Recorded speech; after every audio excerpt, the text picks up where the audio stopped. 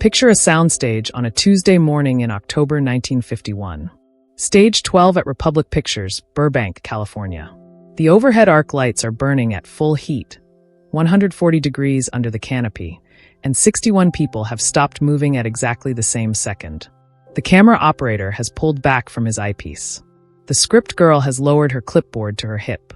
The director of photography, a man named Reggie Lanning who had lit 200 pictures and never once raised his voice, is staring at the floor with his hands pressed flat against his thighs. At the center of the frame, a 23-year-old actor named Tommy Crane is standing in front of a prop saloon door, and his mouth is open and nothing is coming out. Not for the first time today. Not for the fourth time. Not for the seventh. This is take 9. Take 9 of a single 12-line scene that should have wrapped before the morning coffee break. 61 people. 9 takes. One young man who cannot find the words that are printed on a card, taped to a wall, 6 feet to his left. And then, from somewhere beyond the edge of the light, a shadow moves. A man steps forward out of the dark. He is 6 feet 4 inches tall, and he weighs 220 pounds, and he does not hurry. He never hurries. He walks toward Tommy Crane the way a tide comes in. Without announcement, without rush, without any question about where it intends to go. John Wayne leans down, and he puts his mouth close to the young man's ear, and he says something that nobody else on that soundstage can hear. Whatever he said, Tommy Crane never forgot his lines again. Not on that picture. Not on any picture. Not in 41 years of work that followed. This is that story. To understand what happened on stage 12 that Tuesday morning, you have to understand what Republic Pictures was in 1951 and what it meant to be a 23-year-old actor working inside its walls. Republic Studios sat at 4024 Radford Avenue in Studio City, California, a compound of 43 acres carved out of what had been a chicken ranch in the San Fernando Valley. By 1951, it had been turning out pictures for 16 years, B-westerns, serials, Saturday matinees, at a rate that no other studio in Hollywood could match for sheer volume. The lot held 22 soundstages. On any given weekday, 9 of them were active simultaneously. Republic's business model was efficiency. Scripts in the door Monday, pictures in the can Friday, prints to the exhibitors the following Thursday. The margin between those events was not a luxury. It was a discipline. Every hour of stage time cost the studio $380 in 1951 dollars. Every idle arc light was money burning in the ceiling. Into this machine, in the late summer of 1951, walked Thomas Raymond Crane, known on his contract as Tommy Crane, a young man from Akron, Ohio, who had done 2 years of summer stock in the Midwest, a semester at the Pasadena Playhouse, and one uncredited walk-on part in a Universal picture called Double Crossbones, where he had appeared for 11 seconds in a crowd scene and spoken no lines whatsoever. Tommy Crane had deep-set dark eyes, good cheekbones, and the kind of rangy, broad-shouldered build that Republic's casting director, Herb Yates Jr., described in his notes as Western useful. He was cast in a supporting role in a picture called Sagebrush Justice, one of the studio's standard horse operas, playing the younger brother of the villain. He had 42 lines. 42 lines. That was Tommy Crane's entire professional speaking debut. He had rehearsed those lines in the 2-room apartment on Cahuenga Boulevard, where he lived with a roommate and a second-hand copy of Stanislavski. He had rehearsed them on the bus to the studio. He had rehearsed them in his car, a 1946 Ford with a cracked passenger window, in the Republic Lot's parking structure. By his own count, recounted in a 1987 interview with The Hollywood Reporter, he had read those 42 lines aloud no fewer than 340 times in the week before shooting began. And on his first day on the soundstage, the first day under the arc lights, the first day with the camera operator behind the lens and the boom operator above his head and 61 members of the crew watching from beyond the edge of the light, Tommy Crane walked up to that prop saloon door, and his mind went white. Not foggy. Not slow. White. The word he used 36 years later was white. Like someone had pressed a cloth against the inside of his skull and wiped the surface clean. The director that day was Joseph Kane, a compact man with iron-gray hair who had directed 89 pictures at Republic alone and whose patience was calibrated precisely to the width of the studio's profit margin, which is to say, it was not wide. Kane was a professional. He did not shout. He did not threaten. He simply reset the scene with the quiet efficiency of a man resetting a clock, and he called for take 2. Take 2 was worse than take 1. By take 5, the crew had developed the particular silence of professionals watching a disaster unfold in slow motion. Not with cruelty, but with the uneasy recognition that this was now costing everyone something. The script girl, a woman named Lorraine Marsh who had worked 14 years at Republic and seen versions of this scene play out perhaps a dozen times, quietly moved Tommy Crane's pages into a different stack on her clipboard. The stack for problems that were going to need solving. By take 7, Kane had quietly moved Tommy Crane's script pages onto a music stand just off camera, so that the young man could see them if he turned his head 6 inches to the left. Tommy Crane knew they were there.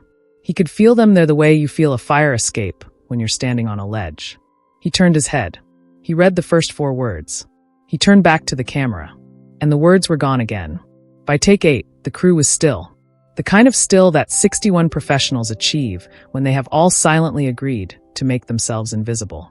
And somewhere in the darkness beyond the lights, on a canvas chair stenciled with his name in block letters, a man who had made 112 pictures in 22 years was watching all of this and saying nothing.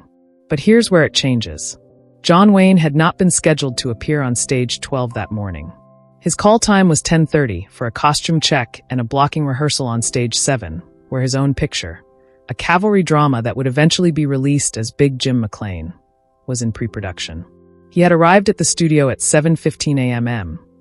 As he usually did, driving himself in his own vehicle, a black Cadillac that he parked in a space near the north gate rather than in the numbered stars parking area. He ate breakfast in the Republic commissary, eggs, black coffee, wheat toast, the same order every day, and by 7:50 he was walking the lot. He walked the lot every morning he was on Republic property. This was known. This was noted by the crew and respected with the particular warmth that develops when a man of genuine stature displays a genuine lack of pretension.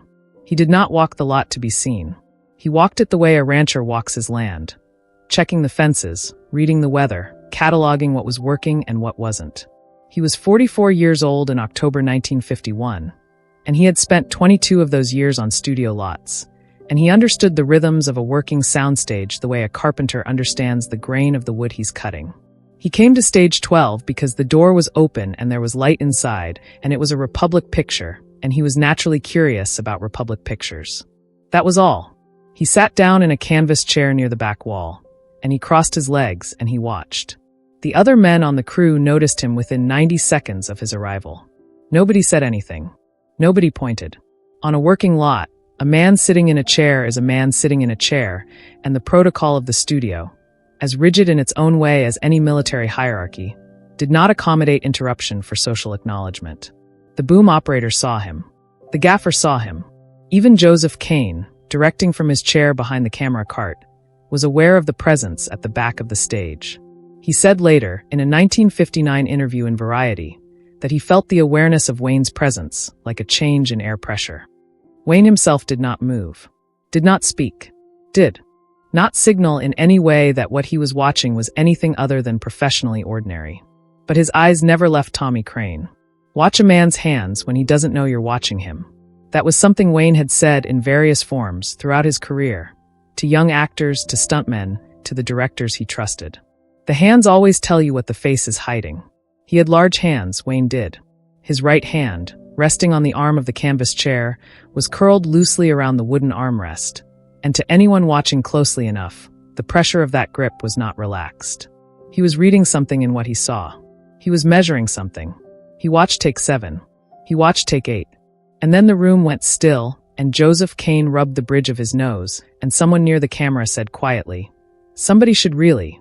Wayne was already standing. He did not move quickly.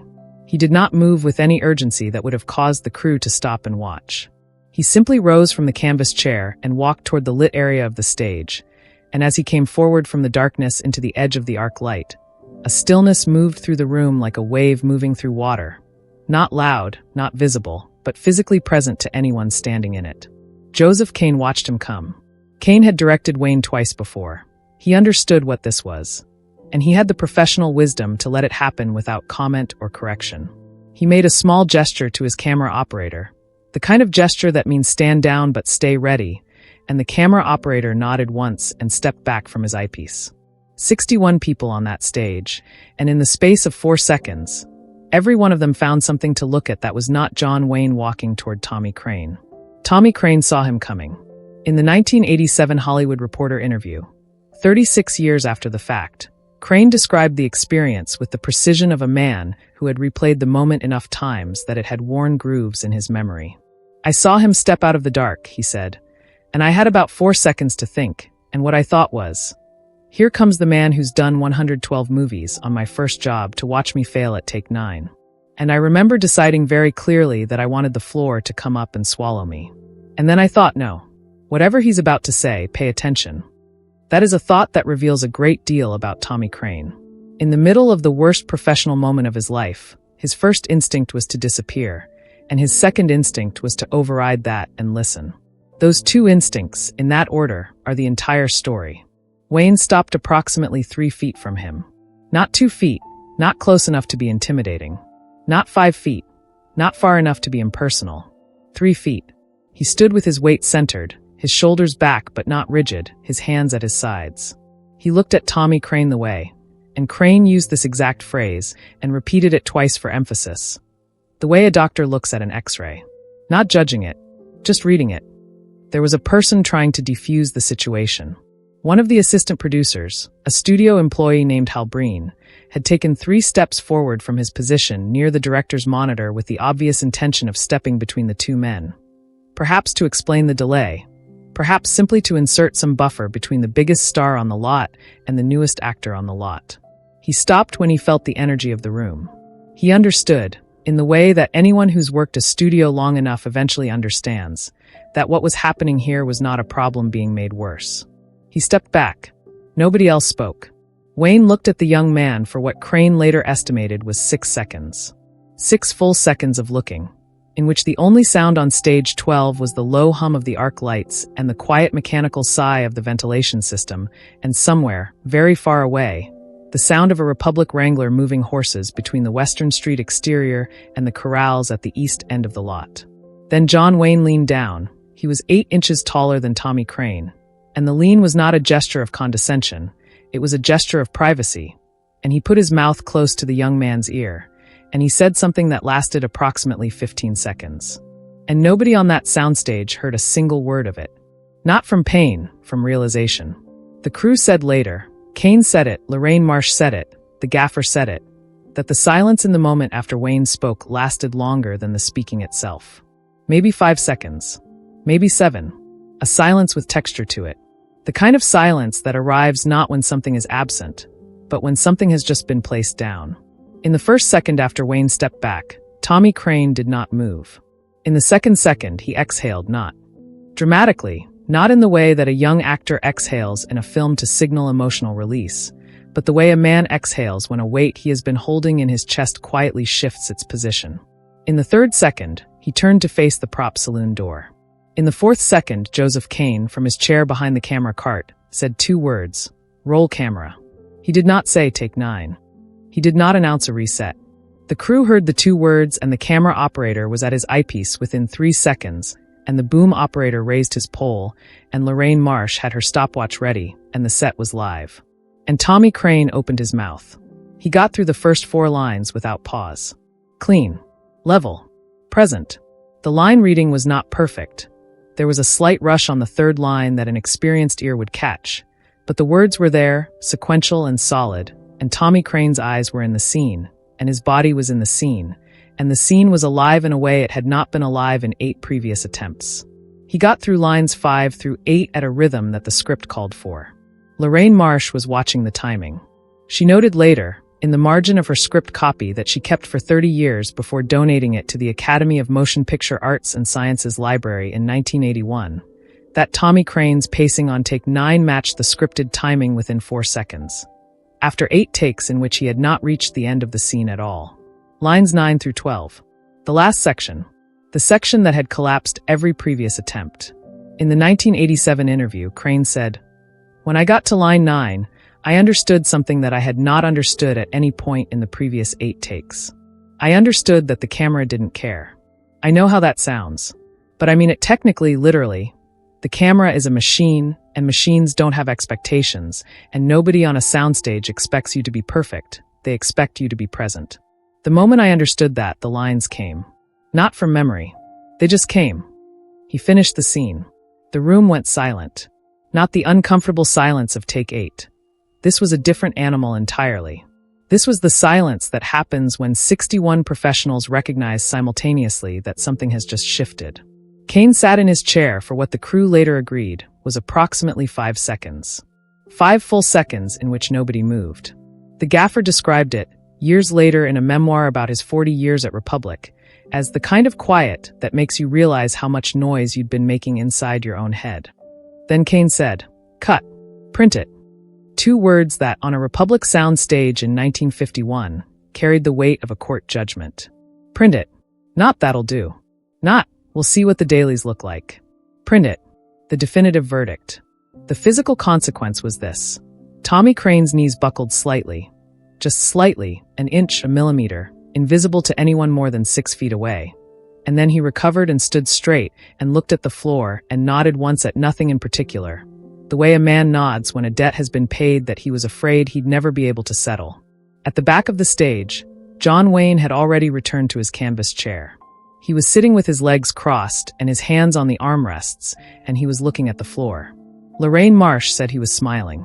The assistant camera operator, a 22-year-old kid from Glendale named David Walsh, who would go on to shoot 47 feature films over the next 40 years, including several major studio productions, said he walked to the edge of the light to get a better look, because he had never seen anything like it. It was like watching someone turn a key in a lock, Walsh said in a 2003 interview for a documentary about Republic Pictures. Before Wayne walked over, the door was locked. After he walked back, it was open. I didn't know what he'd said.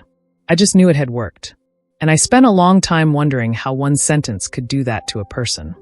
That's not a mystery about the words. That's a question about the man who chose them. This is where most people misunderstand John Wayne.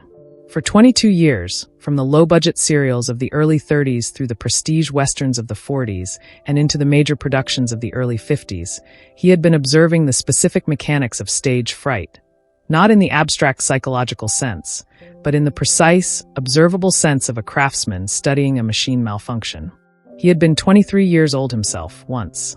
He had been 23 and terrified on a sound stage, with 58 crew members in the dark and a camera lens pointed at the center of his chest, and he knew, with the specificity that only experience provides, exactly what was happening inside Tommy Crane's skull.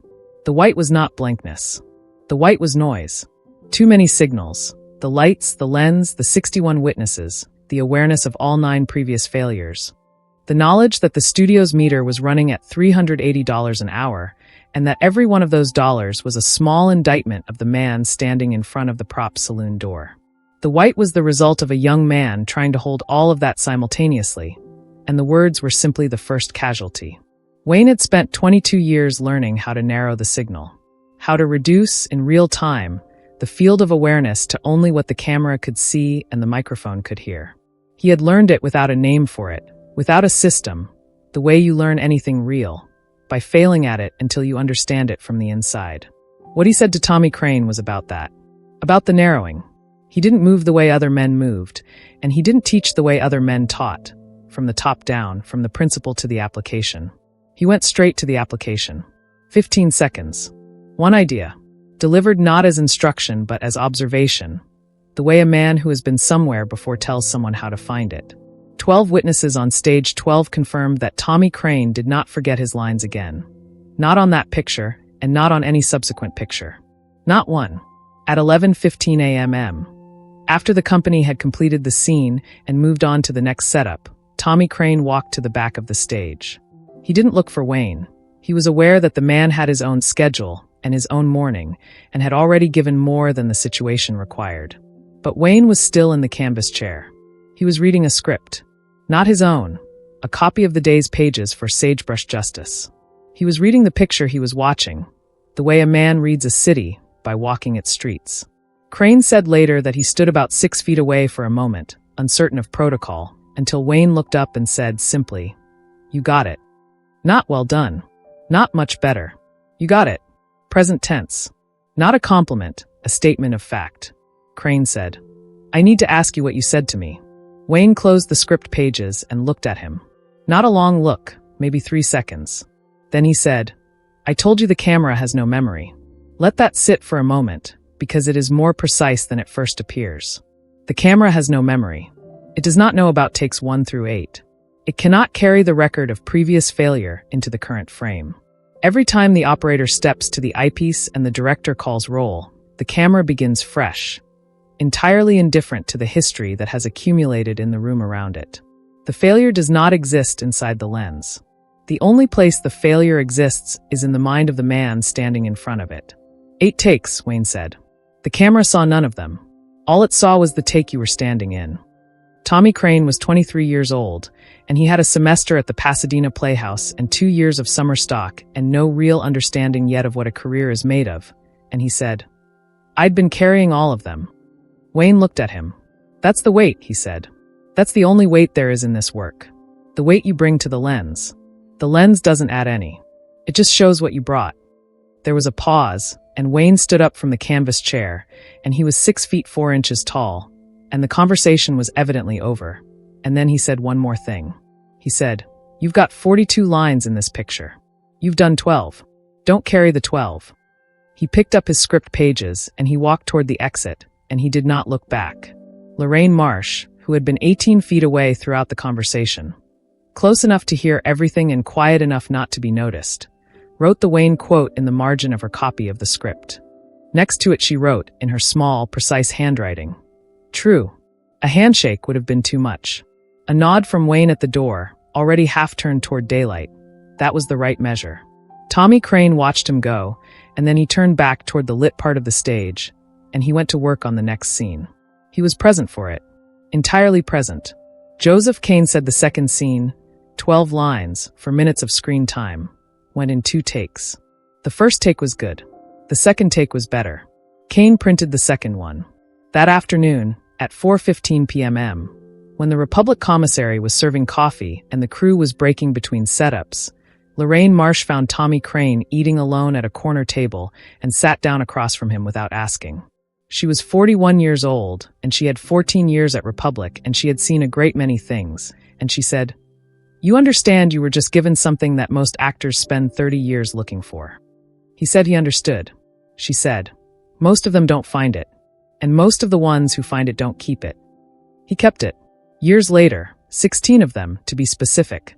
Tommy Crane was working on a Universal Television production, a Western series that will remain nameless here for reasons of contractual clarity, and one of his co-stars was a young man of 24 who was on his 3rd day on the set, his first television role, and who had blown the same 2-minute scene 7 times running. The director called a break. Tommy Crane, 39 years old now, 41 pictures behind him, a working actor with a reputation for consistency and craft, and specifically, for never requiring more takes than the scene required, walked across the set, and he sat down next to the young man, and he talked to him for about 30 seconds. Whatever he said, the scene wrapped in 1 more take. The young man later described the experience in an interview. He became reasonably well known in the 1970s and 1980s, a recognizable face on American television. And he said he had been given a thought that cut through everything. He could not quote the thought directly, he said. It had arrived as a feeling rather than a sentence. But it had to do with the camera, with what the camera could and couldn't hold. Second generation. The lesson that arrived on stage 12 at Republic Pictures, Burbank, California, on a Tuesday in October 1951, had traveled 15 seconds from John Wayne's mouth to Tommy Crane's ear, and 16 years later it traveled 30 seconds from Tommy Crane's mouth to a young man's ear, and from there it traveled, who knows how far. To every actor that young man ever worked with. To every set he ever stood on. To every moment he ever had to remember that the lens is not carrying what he's afraid it's carrying. This is how certain things survive. Not in the official record. Not in the production notes that Republic's accounting department filed in their 14 archive boxes that now sit in storage at the UCLA Film and Television Archive. Not in the trades, which covered the picture's release with a 3-paragraph capsule review noting the competent support from the youthful Crane, in a role that ran to maybe 8 minutes of screen time. The archive boxes don't mention the Tuesday morning on stage 12.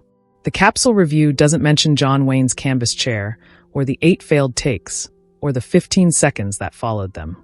The record lives in the margins of a script girl's working copy of a Republic B Western, donated to the Academy Library in 1981.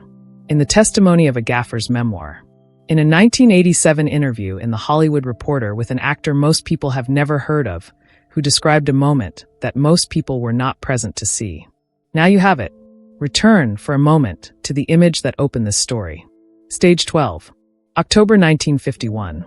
61 people not moving. A young man with his mouth open and nothing coming out. And a shadow at the edge of the light, waiting with the patience of a man who has been somewhere and knows the way out. The question that image contains is this. What does it take to walk across a room towards someone else's problem? Not when it's your job. Not when someone is watching.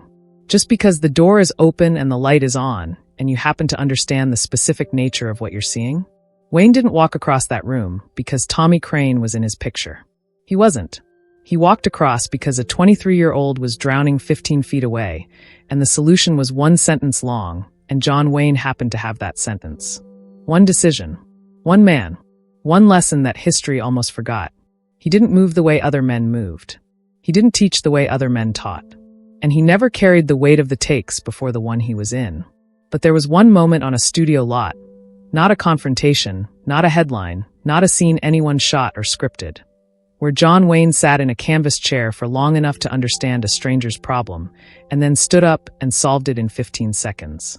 And the reason nobody knows about it, why it survived only in a script girl's handwriting and an actor's 36-year-old memory, says something about the nature of the man. The things he chose to do loudly, and the things he chose to do in the dark, at the edge of someone else's light, without anyone watching. That question, what he chose to keep quiet, and why, and how many times he made that same choice, that's a story for another time.